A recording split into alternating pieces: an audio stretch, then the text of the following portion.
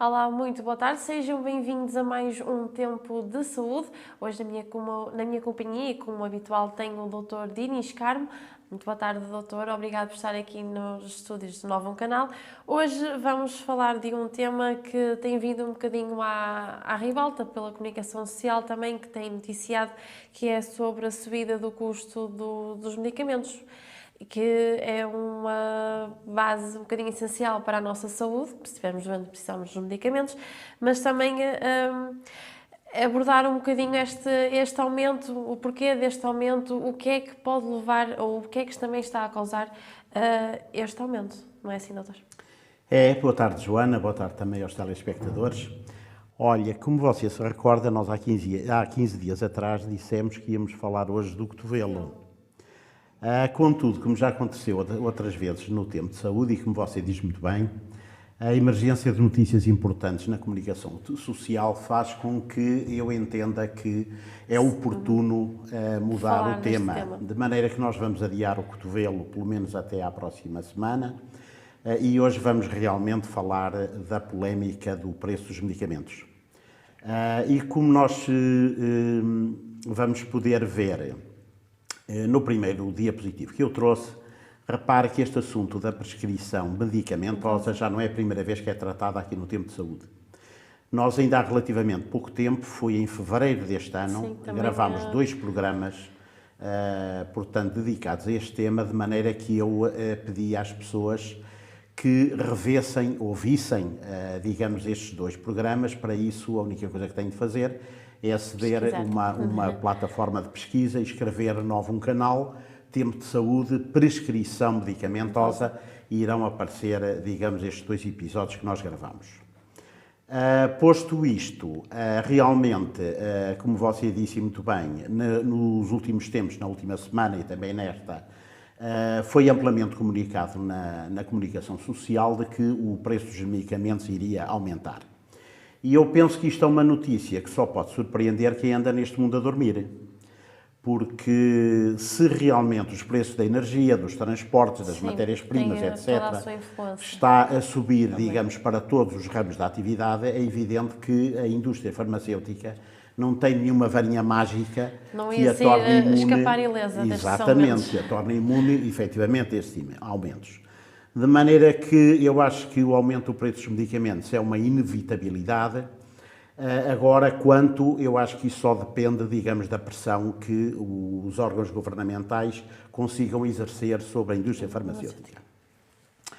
Ora bom, e até aqui nada de novo. Agora, o que eu tenho para trazer de novidade, e creio que vai surpreender a esmagadora maioria dos espectadores, é que esta questão, digamos, do tabelamento artificial dos medicamentos por razões políticas, ou se quiser, chame-lhe sociais, e dos constrangimentos que isto causa à indústria farmacêutica, não é nada novo. Isto, aliás, já é muitíssimo antigo, já é um problema crónico.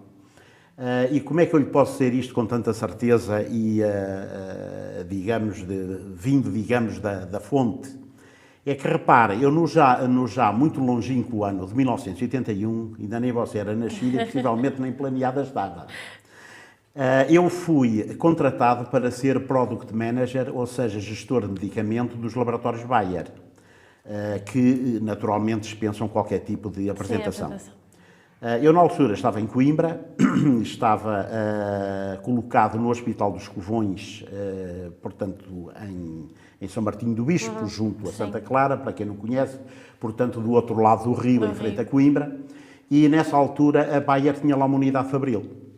E eles tinham lançado no mercado há pouco tempo 2 medicamentos que se chamavam o Prente e o Adalat. O Prente já não se encontra no mercado, o Adalat ainda é possível encontrar nas prateleiras das farmácias, curiosamente não fabricado pela Bayer. Estes 2 medicamentos, na altura, eram novidade, hoje em dia já realmente muito similares. São medicamentos que atuam no chamado sistema nervoso autónomo. O que é isso do sistema nervoso autónomo? Eu trouxe um diapositivo só para dar uma ideia, não vou fazer grandes explicações porque realmente é um assunto bastante complexo. Dizer só que o sistema nervoso autónomo é aquilo que regula aquilo os órgãos que trabalham no nosso corpo independentemente da nossa vontade. Ou seja, você não é capaz de controlar o número de batimentos cardíacos, não controla a vesícula, os intestinos, a bexiga. Portanto, todos esses órgãos funcionam de uma maneira autónoma, para isso têm receptores e há medicamentos que atuam quer estimulantes, quer inibindo esses receptores. De maneira que estes 2 medicamentos que eu falei, nomeadamente, têm uma ação hipotensora, portanto, baixam a tensão arterial. Como eu digo, na altura eram realmente uma novidade, de tal maneira que os laboratórios Bayer entenderam que deviam ter um gestor de produto para, digamos, gerir estes 2 medicamentos. E eu fui contratado para esse efeito. De maneira que, pouco tempo depois disto acontecer, eu tive uma reunião, digamos, com a direção da Unidade Fabril, e no decurso dessa reunião, eu apercebi-me, ou ter-me-á sido dito, que, nomeadamente, o Prente ia ser vendido nas farmácias, portanto, em Portugal, a um preço abaixo do preço de custo. Eu, na altura, tinha 29 anos, era um jovem, era a primeira vez que trabalhava numa empresa que não era do Estado, eu até aí tinha sido funcionário público, trabalhava no hospital, ainda por cima uma empresa alemã, de maneira que eu realmente, quando ouvi isto, fiquei de cara à banda como ao Miranda. De maneira que virei para o meu chefe, que era médico, doutorado, ele tinha um doutoramento na área, creio que, se a memória não me falha, penso que até na Suécia, e perguntei-lhe, olha, doutor, mas deixe-me cá ver se eu estou a entender. Então, quer dizer, o senhor está-me a dizer que o Prente vai ser vendido abaixo do preço de custo, certo? Certo. Então, mas quer dizer, os senhores contrataram para, digamos, divulgar, digamos, para aumentar as vendas do Prente, certo? Certo. Então, quer dizer, quanto mais êxito eu tiver na minha missão, mais prejuízo a casa tem, certo? Bom, eu aí, e ele disse certo, não é? De meio que eu disse, olha, desculpe, mas eu não percebo qual é a lógica disto. Ora bem, aqui nesta altura, quem me respondeu não foi o meu chefe, foi mesmo o diretor da fábrica, o senhor Schumann, alemão, naturalmente, era um homem que tinha a particularidade de falar o português corretissimamente, sem qualquer sotaque, e eu nessa altura fiquei a saber que ele, para além de ser fluente em português, também era em francês. Porque ele, à minha pergunta, respondeu-me da seguinte maneira: noblesse oblige. Ou seja, a Bayer ia vender o Prente em Portugal abaixo do preço-custo por uma questão de prestígio. Pronto, e eu realmente, a minha surpresa ainda foi maior, quando no final da reunião eu saí e o farmacêutico-chefe veio ter comigo e disse-lhe, olha, você está aqui há poucos dias e ainda não percebeu isto, mas olha, eu vou-lhe dar uma novidade. Sabe o que é que lhe paga o seu ordenado? O que é que me paga o meu ordenado? É a aspirina. A aspirina que nos paga os ordenados. Porque tudo o resto estava a prejuízo. De maneira que eu achei isto realmente estranhíssimo, mas era assim que as coisas se passavam. É claro que você agora pode perguntar, bom, e o que é que nós estamos a ver com isso? O problema é deles. É claro que o que nós estamos a ver com isto é que, repara, é que, em primeiro lugar, como você sabe, isto não há almoços grátis para ninguém. E, portanto, estas situações não são sustentáveis a longo prazo. E, como consequências, tem o facto de haver medicamentos que podem desaparecer, sobretudo os mais baratos.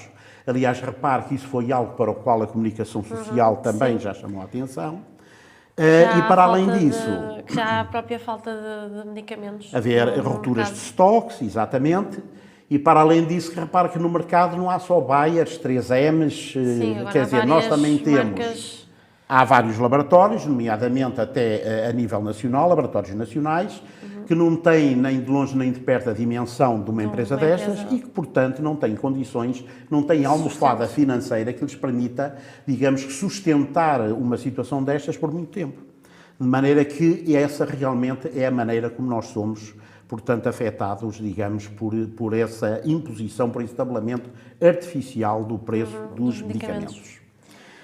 Ora bem, é claro que isto é tudo muito bonito, creio que as pessoas ficarão um bocadinho mais esclarecidas, mas agora você pergunta-me como é que nós podemos, contornar isto, obviar este problema. E eu já no primeiro programa que nós gravámos em fevereiro acerca da prescrição medicamentosa, chamei a atenção para aquilo que, no meu entender, é um dos principais problemas e, ao mesmo tempo, também a maneira talvez mais célere e mais certa de nós conseguirmos reduzir as despesas com medicamentos. E que é evitar os desperdícios. Porque eu, para exemplo, trouxe aqui uma receita que por acaso não foi passada por mim, mas que poderia perfeitamente ter sido. Sim.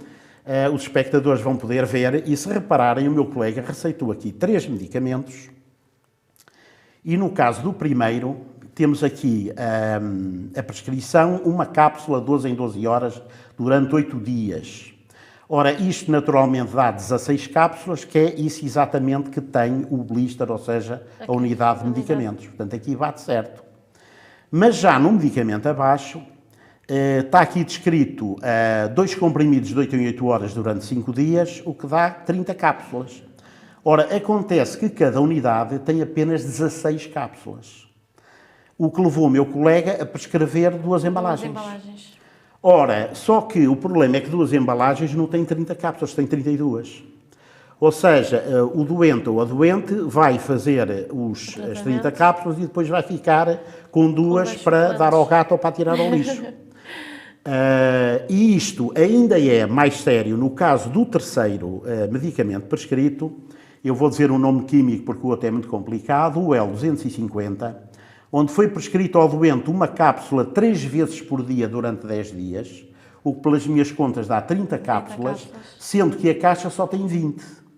Ou portanto, seja, das duas, uma.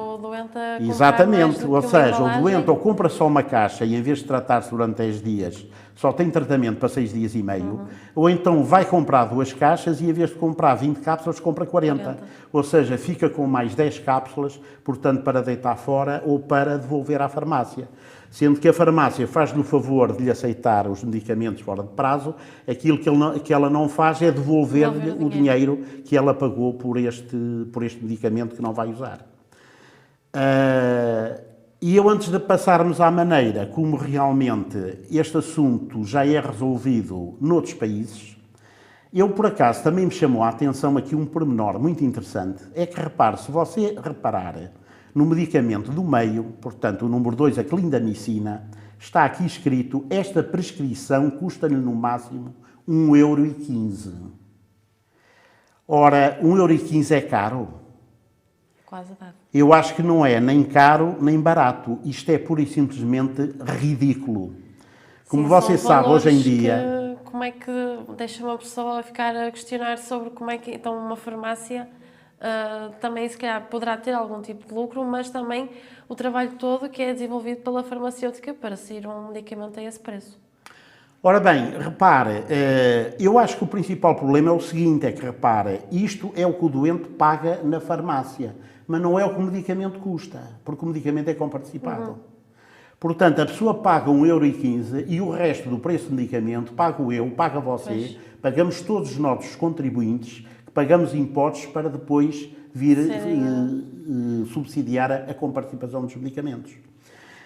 De maneira que eu acho que nestes casos, eu acho que o preço dos medicamentos não devia nem manter-se nem diminuir-se, eu acho que até devia subir, ou se calhar mais propriamente o que devia acontecer era a comparticipação destes medicamentos ser diminuída. Porque naturalmente que por 1,15 € ninguém se vai estar a aborrecer com o farmacêutico, ou seja, com quem for, para poupar meia dúzia de cêntimos em 2 cápsulas que atira para o caixote de lixo. Só que o facto de ela atirar as cápsulas para o caixote de lixo, como nós sabemos, e também já tivemos a oportunidade de falar aqui, isto não tem só implicações económicas, tem implicações ecológicas, tem implicações de toda uma série de ordem, porque estamos a falar de medicamentos que são atirados para o lixo e que a gente nunca sabe onde é que vão parar.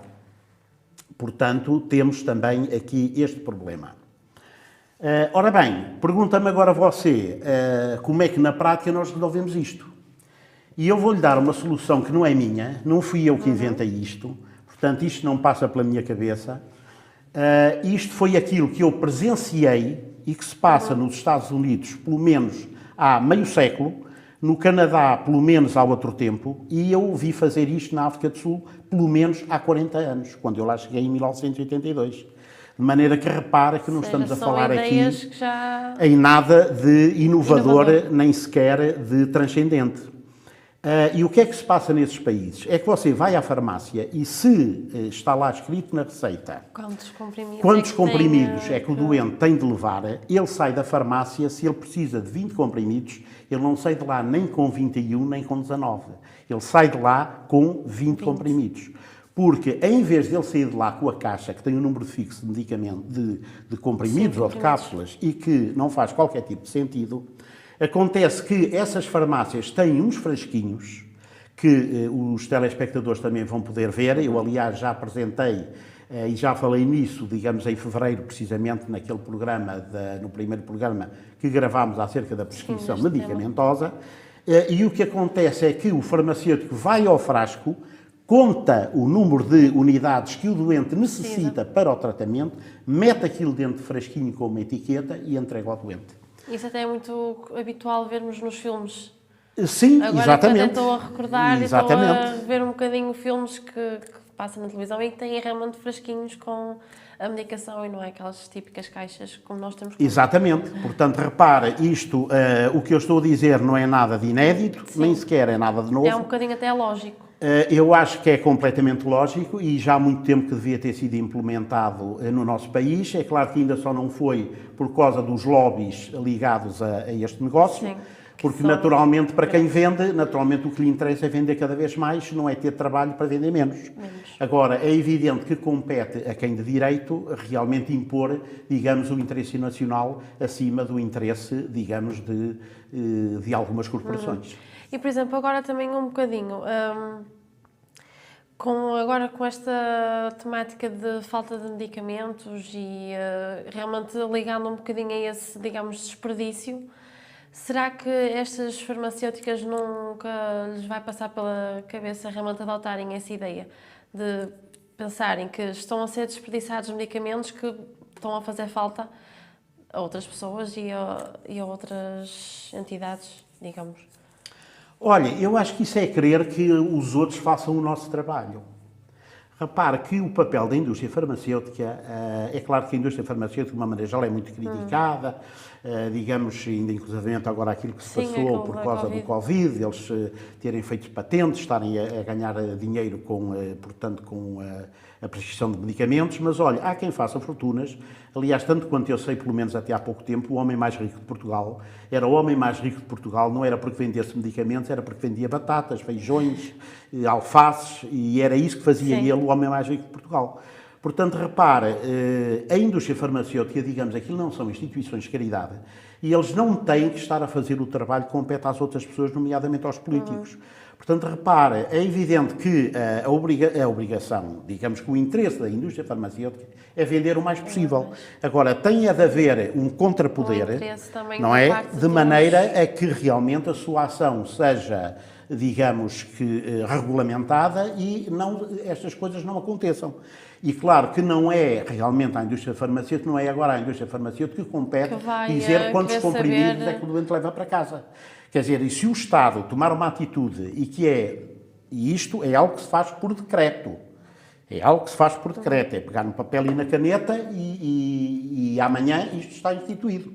Se realmente o Estado assumir a posição de só comparticipar exatamente a quantidade de medicação que é prescrita, é evidente que esta situação vai modificar-se radicalmente, até porque a partir do momento em que a pessoa, em vez de 1,15€, tiver de deixar na farmácia, se calhar 11,50€, aí ele é capaz de começar a questionar por que razão é que está a pagar tanto. E, por exemplo, agora também falando um bocadinho deste aumento, prevê-se que estamos no início de uma crise. O doutor crê que isto ainda está a começar agora, que isto ainda poderá realmente piorar e se calhar depois vai haver também se calhar um desleixo por parte das pessoas que são doentes e que se calhar depois acabam por nem sequer ter forma de conseguir, por exemplo, comprar, não medicamentos a €1 e pouco, mas se calhar medicamentos de valor mais alto. Olha, isto é assim, como você sabe, nós temos uma população cada vez mais envelhecida. E há realmente pessoas que têm de tomar muitos medicamentos e que realmente a soma no final do mês de todos aqueles medicamentos, ainda por cima com o valor das reformas que muitas dessas pessoas têm, é evidente que isto é um valor que é muito significativo. E eu não duvido absolutamente nada que, se realmente as pessoas começarem a ter dificuldades económicas e se começarem a ter dificuldades em comprar batatas e começarem a ter problemas Sim, em pagar o gás e em comprar os medicamentos, pois é muito natural que as pessoas tenham de começar a fazer restrições. Agora, eu como lhe digo, mais uma vez voltamos, digamos, ao ponto inicial. Quer dizer, neste momento, aquilo que se verifica é um desperdício enorme, digamos, na dispensa de medicamentos. Todos nós sabemos, nós vamos não só à nossa casa, e eu por mim falo, vamos à casa do vizinho, e as pessoas em Portugal têm autênticas farmácias em casa. As pessoas têm aquilo cheio de medicamentos, muitos deles, depois também exatamente, passar de validade já passados de validade, que ficaram precisamente pelo facto, como eu digo, de elas serem obrigadas a comprar, digamos, os medicamentos em quantidades que não necessitam. Portanto, é evidente que se as pessoas começarem a fazer uma gestão, digamos, mais racional desses recursos, aí naturalmente que as pessoas vão começar a gastar menos dinheiro nos medicamentos. Quer dizer, eu até nem me admirava nada, que é quase como a história da gasolina. Se a gasolina, em vez de custar €1 o litro, custa 3, as pessoas começam a andar de autocarro, resultado, se calhar ao final do mês, acabam por gastar menos dinheiro em gasolina do que na altura em que ela estava mais barata. E é muito possível que isso aconteça também com os medicamentos. Muito bem, doutor. Penso que este, se calhar, ainda vai ser um tema que ainda vamos trazer aqui mais... É bem possível, porque isto realmente isto dá pano para mangas. Que sem dúvida nenhuma. A falar. Muito bem, doutor. Eu penso que por hoje acho que já abordámos um bocadinho do tema daquilo que era realmente essencial. Sim, penso que para já estamos terminados. Eu, pelo menos, acho que já disse o principal daquilo que tinha para dizer. E esperarmos agora para ver os próximos tempos. Exatamente, é esperar para ver o que é que vai acontecer. O que é que vem daí. Muito bem, doutor. Muito obrigado. E já obrigada. agora desejar muito boa sorte ao Sr. Ministro da Saúde, coitado que bem precisa. Vai ter um bom trabalho. Muito bem, doutor. Muito obrigada pela sua presença aqui neste Ora, essa foi um prazer, como saúde. sempre. Na próxima semana voltaremos a estar cá. E quanto a si, já sabe que pode ver e rever este e outros programas em novumcanal.pt e também pode, como até referimos logo no início do programa, rever este tema da prescrição medicamentosa também nas nossas plataformas. Por isso já sabe, boa tarde e até à próxima.